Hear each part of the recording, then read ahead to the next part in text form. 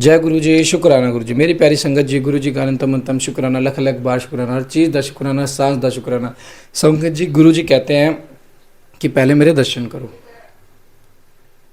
कितने प्यारे दर्शन है गुरु जी। ओम नमः शिवाय, शिव जी सदा साहिब नमः गुरु जी सदा। संगत जी, आज के पाठ में मैं आपको एंड में एक ऐसी चीज़ बताई, एक ऐसा उपाय बताया। शनिवार का दिन और शनिवार से रिलेटेड मैंने आपको एक चीज़ बताई है कि शनिवार वाले दिन मंदिर में जाके ये चीज़ करो। पाँच पाँच शनिवार आपको ऐसी चीज़ करनी है, और वो शनिवार को 5 शनिवार आप कर लोगे ना, देखना आपके कितनी सुख शांति होगी, कितना आपको सुख पहुंचेगा, हर चीज़ से आपको सुख हो जाएगा। हाँ, थोड़ी सी परीक्षा ले सकते हैं शनि महाराज, लेकिन आपको बहुत अच्छा सुख भी देंगे, ये शनि महाराज जी का वादा है। तो संगत जी, पाठ को एंड तक जरूर सुनोगे ना, तो आपको हर चीज़ ऐसी सुनने को मिलेगी जो बहुत ही आपकी अकल्पनीय होगी। आप सोच भी नहीं सकते कि आपको ऐसी चीज़ें मिल सकती है। संगत जी, गुरु जी हर मोड़ पे हमारे साथ है। गुरु जी हमारे ऐसे गुरु जी जो सलाह नहीं, साथ देते हैं। सलाह तो दुनिया दे देती है, लेकिन साथ बहुत कम देते हैं। गुरु जी हमारे हमेशा साथ देते हैं, और गुरु जी हमारे साथ ही देंगे। तो शिव पुराण की जो सेवा का गुरु जी ने इतना अच्छा मौका दिया है, सत्संग सेवा इतने अच्छे मौका दिया है, उसके लिए गुरु जी शुक्राना शुक्राना शुक्राना। हाँ संगत जी, हम इन फ्यूचर में बहुत अच्छी अच्छी चीज़ें भी करेंगे गुरु जी के आशीर्वाद से। गुरु जी ने साथ दिया, अगर वो चीज़ अच्छी होगी, हमारी नीयत अच्छी होगी, तो वो चीज़ जरूर होगी। संगत जी देखो, मैं तो गुरु जी पे इसलिए छोड़ दिया। गुरु जी अगर हमारी नीयत साफ है, हमारी चीज़ अच्छी है, तो वो चीज़ होगी। अगर हमारी नीयत साफ नहीं, तो संगत जी वो चीज़ नहीं होगी। तो हमने गुरु जी पे छोड़ दिया। वो चीज़ हम आपको फ्यूचर में ही बताएंगे। हाँ, शिव पुराण के पाठ का आप लाभ उठाइए, घर बैठे चैनल को सब्सक्राइब कर ले, बेल आइकन को प्रेस करें। पाठ के एंड में आपके लिए एक बहुत इंपॉर्टेंट मैसेज है। जय गुरु जी, शुक्राना गुरु जी। ओम नमः शिवाय, शिव जी सदा सहाय। ओम नमः शिवाय, गुरु जी सदा सहाय। जय गुरु जी। जय गुरु जी। शिव पार्वती ताउन की बारात की विदाई। भगवान शिव का समस्त देवताओं को विदा करके कैलाश पर रहना और पार्वती खंड के शरण की महिमा। ब्रह्मा जी कहते हैं कि नारद ब्राह्मणी ने देवी पार्वती को पतिव्रत धर्म की शिक्षा देने के पश्चात मैना को बुलाकर कहा, महारानी जी अब अपनी पुत्री की यात्रा कराइए, इसे विदा कीजिए। तब बहुत अच्छा कहकर वे प्रेम के वशीभूत हो गई। फिर धैर्य धारण करके उन्होंने काली को बुलाया और उसके वियोग से के भय से व्याकुल हो वे बेटी को बारंबार गले से लगाकर अत्यंत उत्सव से रोने लगी। फिर पार्वती भी करुणाजनक बात कहती हुई जोर जोर से रो पड़ी। मैना और शिवा दोनों ही विरह शोक से पीड़ित हो मूर्छित हो गई। पार्वती के रोने से देव पत्नियां भी अपनी सुध बुध खो बैठी। सारी स्त्रियां वहां रोने लगी, वे सब की सब अचेत सी हो गई। उस यात्रा के समय परम प्रभु साक्षात योगेश्वर शिव भी रो पड़े। फिर दूसरा कौन चुप रह सकता है।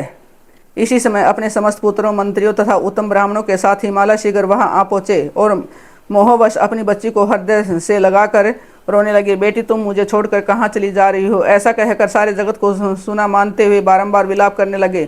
तब ज्ञानियों में श्रेष्ठ पुरोहित ने अन्य ब्राह्मणों के सहयोग से कृपापूर्वक आध्यात्म विद्या का उपदेश देते हुए सबको सुख रीति से समझाया। पार्वती ने भक्ति भाव से माता पिता तथा गुरु को प्रणाम किया। वे महामाया होकर भी लोकाचार वश बार बार रो उठती थी। पार्वती के रोने से ही सब स्त्रियां रोने लगती थी। माता मैना तो बहुत रोही, भोजाइयाँ भी रोने लगी। यही दशा भाइयों की थी। शिवा की माँ, भाभियाँ तथा अन्य युवतियाँ बार बार रोदन करने लगी। भाई और पिता भी प्रेम और सौहार्दवश रोए बिना न रह सके। उस समय ब्राह्मणों ने मिलकर सबको आदरपूर्वक समझाया और यह सूचित किया कि यात्रा के लिए यही सबसे उत्तम तथा सुखद लग्न है। तब हिमालय और मैना ने विवेकपूर्वक धैर्य धारण करके शिवा के बैठने के लिए पालकी मंगवाई। ब्राह्मणों की पत्नियों ने शिवा को उस पर चढ़ाया और सब ने मिलकर आशीर्वाद दिया। पिता माता और ब्राह्मणों ने भी अपनी शुभकामना प्रकट की। मैना और हिमालय ने पार्वती को ऐसे ऐसे सामान दिए जो महारानी के योग्य थे।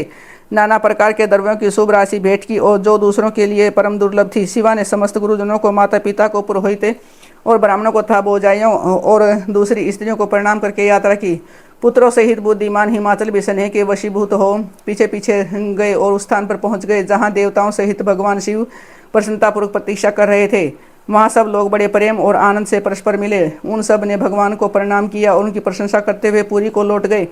तदंतर कैलाश पहुंचकर भगवान शिव ने पार्वती से कहा कि देवेश्वरी, तुम सदा से ही मेरी प्राण प्रिया हो। तुम्हें लीला पूर्वक इस बात की याद दिला रहा हूँ।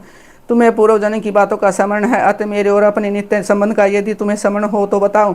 अपने प्राणात्म महेश्वर की बात सुनकर शंकर जी की नित्य प्रिया पार्वती मुस्कुराती हुई बोली, प्राणेश्वर, मुझे सब बातों का स्मरण है, किंतु इस समय आप चुप रहिए और इस अवसर के अनुरूप जो कार्य हो उसी को शीघ्र पूर्ण कीजिए। ब्रह्मा जी कहते हैं कि नारद प्रिया पार्वती के सैकड़ों सुधा धाराओं के समान मधुर वचन को सुनकर लोकाचार परायण भगवान विश्वनाथ बड़े प्रसन्न हुए। उन्होंने बहुत सी सामग्रियाँ एकत्रित करके नारायण आदि देवताओं को भांति भांति की मनोहर भोज्य वस्तुएं खिलाई। इसी तरह अपने विवाह में पधारे हुए दूसरे लोगों को भी भगवान शंकर ने प्रेम पूर्वक समुद्र रस से युक्त नाना प्रकार का अन्न भोजन कराया। भोजन कराने के पश्चात सब देवताओं ने नाना रत्नों से विभूषित हो और अपनी स्त्रियों और सेवक गणों के साथ आकर प्रभु चंद्रशेखर को प्रणाम किया। फिर प्रिय वचनों द्वारा प्रसन्नतापूर्वक उनकी स्तुति एवं परिक्रमा करके शिव विवाह की प्रशंसा करते हुए वे सब लोग अपने अपने धाम को चले गए। मुने साक्षात भगवान शिव ने लोकाचार वश भगवान विष्णु को और मुझको भी प्रणाम किया। ठीक उसी तरह जैसे वामन रूपधारी श्री हरि ने महर्षि कश्यप को नमस्कार किया था, तब मैंने और श्री विष्णु शिव को हृदय से लगाकर उनको आशीर्वाद दिया। तदंतर श्री हरि ने उन्हें पर ब्रह्म परमात्मा मानकर उनकी उत्तम स्तुति की। इसके बाद मेरे सहित भगवान विष्णु शिव से विदा ले शिवा और शिव को प्रसन्नतापूर्वक हाथ जोड़ उनके विवाह की प्रशंसा करते हुए अपने उत्तम धाम को गए। भगवान शिव भी पार्वती के साथ सानंद विहार करते हुए अपने निवासभूत कैलाश पर्वत पर रहने लगे। समस्त शिव गणों को इस विवाह से बड़ा सुख मिला। वे अत्यंत भक्तिपूर्वक शिवा और शिव की आराधना करने लगे। तात इस प्रकार मैंने परम मंगलमय शिव विवाह का वर्णन किया है। यह शोकनाशक, आनंददायक तथा धन और आयु की वृद्धि करने वाला है। जो पुरुष भगवान और शिवा में मन लगाकर पवित्र हो प्रतिदिन इस प्रसंग को सुनता है अथवा नियम पूर्वक दूसरों को सुनाता है, वह शिवलोक प्राप्त कर लेता है। यह अद्भुत आख्यान कहा गया है जो मंगलकर आवास स्थान है, संपूर्ण विघ्नों को शांत करके समस्त रोगों का नाश करने वाला है। इनके द्वारा स्वर्ग, यश, आयु तथा पुत्र और पौत्रों की प्राप्ति होती है। वह संपूर्ण कामनाओं को पूर्ण करता, इस लोक में भोग देता और परलोक में मोक्ष प्रदान करता है। इस शुभ संप्रसंग को सुनने से अपमृत्यु का समान होता है और परम शांति की प्राप्ति होती है। यह समस्त सपनों का नाशक तथा बुद्धि एवं विवेक आदि का नाशक है। अपने शुभ की इच्छा रखने वाले लोगों को शिव संबंधी सभी उत्सवों में प्रसन्नता के साथ प्रयत्न पूर्वक इसका पाठ करना चाहिए। यह भगवान शिव को संतोष प्रदान करने वाला है। विशेषतः देवता आदि की प्रतिष्ठा के समय तथा शिव संबंधी सभी कार्यों के प्रसंग में प्रसन्नतापूर्वक इसका पाठ करना चाहिए अथवा पवित्र हो शिव पार्वती के इस कल्याणकारी चित्र का श्रवण करना चाहिए। ऐसा करने से समस्त कार्य सिद्ध होते हैं। यह सत्य है, इसमें संशय नहीं है। रुद्र संहिता चतुर्थ खंड। देवताओं द्वारा सकंद का शिव पार्वती के पास ला जाना, उनका लाड प्यार देवों के मांगने पर शिव जी का उन्हें तारक वध के लिए स्वामी कार्तिकेय को देना, कुमार की अध्यक्षता में देव सेना का प्रस्थान, महिसागर संगम पर तारकासुर का आना और दोनों सेनाओं में मुठभेड़, वीरभद्र का तारक के साथ घोर संग्राम, पुनः श्री हरि और तारक में भयानक युद्ध। वंदना करने से जिनका मन प्रसन्न हो जाता है, जिन्हें प्रेम अत्यंत प्यारा है, जो प्रेम प्रदान करने वाले, पूर्णानंदमय भक्तों की अभिलाषा पूर्ण करने वाले, संपूर्ण ऐश्वर्यों के एकमात्र आवास स्थान और कल्याण स्वरूप हैं। सत्य जिनका श्री विग्रह है, जो सत्यमय है, जिनका ऐश्वर्य त्रिकालाबादित है, जो सत्य प्रिय एवं सत्य प्रदाता है। ब्रह्मा और विष्णु जिनकी स्तुति करते हैं, स्वेच्छा अनुसार शरीर धारण करने वाले उन भगवान शंकर की मैं वंदना करता हूँ। श्री नारद ने पूछा कि देवताओं का मंगल करने वाले देव परमात्मा शिव तो सर्वसमर्थ है। आत्माराम होकर भी उन्होंने जिस पुत्र की उत्पत्ति के लिए पार्वती के साथ विवाह किया है, उनके वह पुत्र किस प्रकार उत्पन्न हुआ तथा तारकासुर का वध कैसे हुआ, ब्रह्मण मुझ पर कृपा करके सारा वृत्तांत पूर्ण रूप से वर्णन कीजिए। इसके उत्तर में ब्रह्मा जी ने कथा प्रसंग सुनाकर कुमार के गंगा से उत्पन्न होने तथा कृतिका आदि 6 स्त्रियों के द्वारा उनके पाले जाने, उन 6 की संतुष्टि के लिए उनके 6 मुख धारण करने और कृतिकाओं के द्वारा पाले जाने के कारण उनका कार्तिक के नाम होने की बात कही। तदंतर उनके शंकर गिरिजा की सेवा में लाए जाने की कथा सुनाई। फिर ब्रह्मा जी ने कहा कि भगवान शंकर ने कुमार को गोद में बैठाकर अत्यंत स्नेह किया। देवताओं ने उन्हें नाना प्रकार के पदार्थ, विद्याएं, शक्ति और अस्त्र शस्त्र आदि प्रदान किए। पार्वती के हृदय में प्रेम समाता नहीं था। उन्होंने हर्षपूर्वक मुस्कुराकर कुमार को पुरुषोत्तम ऐश्वर्य प्रदान किया, साथ ही चिरंजीवी भी बना दिया। लक्ष्मी ने दिव्य संपत्ति तथा एक विशाल एवं मनोहर अर्पित किया। सावित्री ने प्रसन्न होकर सारी सिद्ध विद्याएं प्रदान की। मुनि श्रेष्ठ इस प्रकार वहां महोत्सव मना गया। सभी के मन प्रसन्न थे। विशेषतः शिव और पार्वती के आनंद का पार नहीं था। इसी बीच देवताओं ने भगवान शंकर से कहा कि प्रभु, यह तारकासुर कुमार के हाथों ही मारा जाने वाला है, इसलिए ही यह पार्वती परिणतः काम और कुमार उत्पत्ति है, उत्तम चरित घटवत वह है। अतः हम लोगों के सुखात उसका काम तमाम करने के हेतु कुमार को आज्ञा दीजिए। हम लोग आज ही अस्त्र शस्त्र से सुसज्जित होकर तारक को मारने के लिए रण यात्रा करेंगे। ब्रह्मा जी कहते हैं कि मुनि, यह सुनकर भगवान शंकर का हृदय दयादर हो गया। उन्होंने उनकी प्रार्थना स्वीकार करके उसी समय तारक का वध करने के लिए अपने पुत्र कुमार को देवताओं को सौंप दिया। फिर तो शिव जी की आज्ञा मिल जाने पर ब्रह्मा, विष्णु आदि सभी देवता एकत्रित होकर गुहा को आगे करके तुरंत ही उस पर्वत से चल दिए।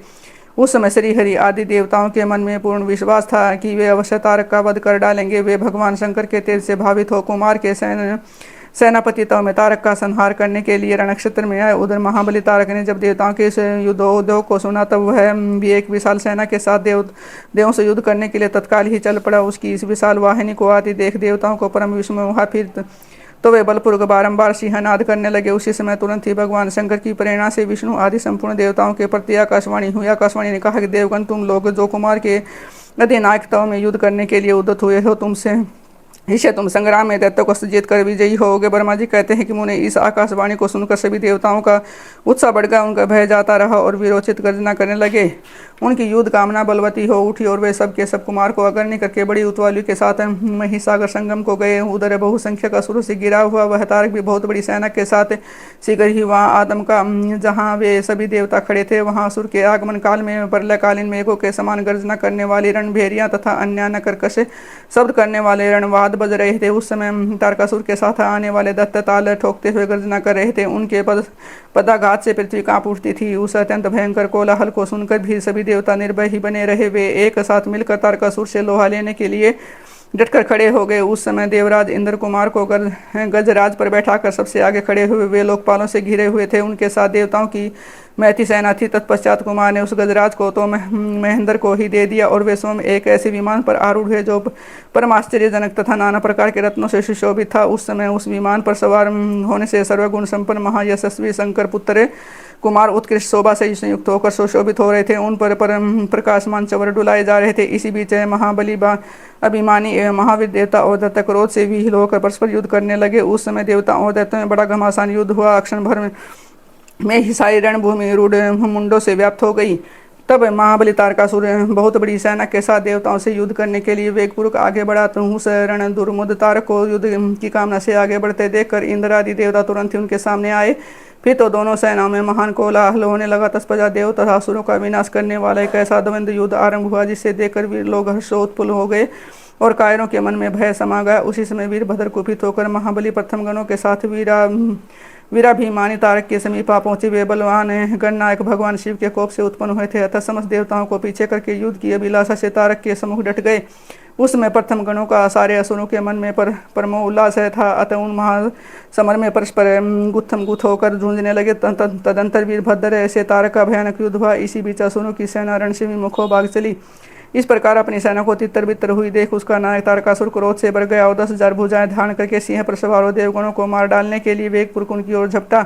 वह युद्ध के मुहाने पर देवता प्रथम गणों को मार मार कर गिराने लगा। तब प्रथम गणों के नेता महाबली वीरभद्र उनके उस कर्म को देखकर उसका वध करने के लिए अत्यंत कुपित हो उठे। फिर तो उन्होंने भगवान शिव के चरण कमल का ध्यान करके एक ऐसा श्रेष्ठ त्रिशूल हाथ में लिया जिनके तेज से सारी दिशाएं और आकाश से प्रकाशित हो उठे। इसी अवसर पर महान कौतुक प्रदर्शन करने वाले स्वामी कार्तिकेय ने तुरंत ही वीर भाव द्वारा कहलाकर उस युद्ध को रोक दिया। तब स्वामी की आज्ञा से वीरभद्र इस युद्ध से डट गए। यह देखकर असुर सेनापति महावीर तारक कुपित हो उठा। वह युद्ध कुशलता नाना प्रकार के अस्त्रों का जानकार था। अतः देवताओं को ललकार कर उन बाणों की वृष्टि करने लगा। उस समय बलवानों में श्रेष्ठ असुर राज तारक ने एक ऐसा महान कर्म किया जिसके सारे देवता मिलकर उनका सामना न कर सके। उन भयभीत देवताओं को योद्ध पीटते हुए देखकर भगवान अच्युत होकर क्रोध हो आया और शीघ्र ही युद्ध करने के लिए तैयार हो गए। उस भगवान श्रीहरि ने अपने आयुध सुदर्शन चक्र और सारंग धनुष को लेकर युद्ध स्थल में महादैत्य तारक पर आक्रमण किया। मुने तदंत सबके देखते देखते श्रीहरि और तारकासुर में अत्यंत भयंकर एवं रोमांचकारी महायुद्ध छिड़ गया। इसी बीच युजत ने कुपित होकर महासिंहनाद किया और धधकती हुई ज्वालाओं से प्रकाश करने वाले अपने चक्र को उठा। फिर तो श्रीहरि ने उसी चक्र से दैत्यराज तारक पर प्रहार किया। उसकी चोट से अत्यंत व्यथित हो वह असुर पृथ्वी पर गिर पड़ा, परंतु वह असुर नायक तारक अत्यंत बलवान था। अतः तुरंत ही उठकर उस दैत्य ने अपनी शक्ति से के चक्कर से टुकड़े टुकड़े कर दिए। मुने भगवान विष्णु और तारकासुर दोनों बलवान थे और दोनों में अगाध बल था। अतः युद्ध स्थल में वे परस्पर जूझने लगे। जय गुरु जी, शुक्राना गुरु जी। संगत जी, गुरु जी का अनंतम शुक्राना, लख लख बार शुक्राना, हर चीज़ का शुक्राना, सांस का शुक्राना। जय गुरु जी, शुक्राना गुरु जी। संगत जी, किस तरह आज के पाठ में जाना वीरभद्र जी का किस तरह युद्ध हुआ और वीरभद्र जी ने कैसे विजय पाई, क्योंकि वीरभद्र जी महाशिव का ही अवतार है और महाशिव के अवतार को तो कौन हरा सकता है, क्योंकि वो हमेशा सच्चाई के रास्ते पे रहते हैं और हर रास्ते में वो अपना एक ऐसा आशीर्वाद और एक अपनी छाप छोड़ते हैं जो एक पूजनीय हो जाती है। संगत जी, हम ये जो शिव पुराण का पाठ करते हैं इसका भी एक उद्देश्य हमारे जीवन में कि हम अपने जीवन में क्या क्या चीज़ सीखने जा रहे हैं। जिसने शिव पुराण सुन ली ना, समझो उसकी पीढ़ी दर पीढ़ी के पाप धुल गए। हाँ, लेकिन परीक्षा तो होगी, आपकी परीक्षा ली जाएगी, आपका टेस्ट भी लिया जाएगा, आप कितना झेल सकते हो कितना नहीं झेल सकते, अभी आपके ऊपर, आप कैसे उस सिचुएशन को हैंडल करते हो कैसे नहीं करते।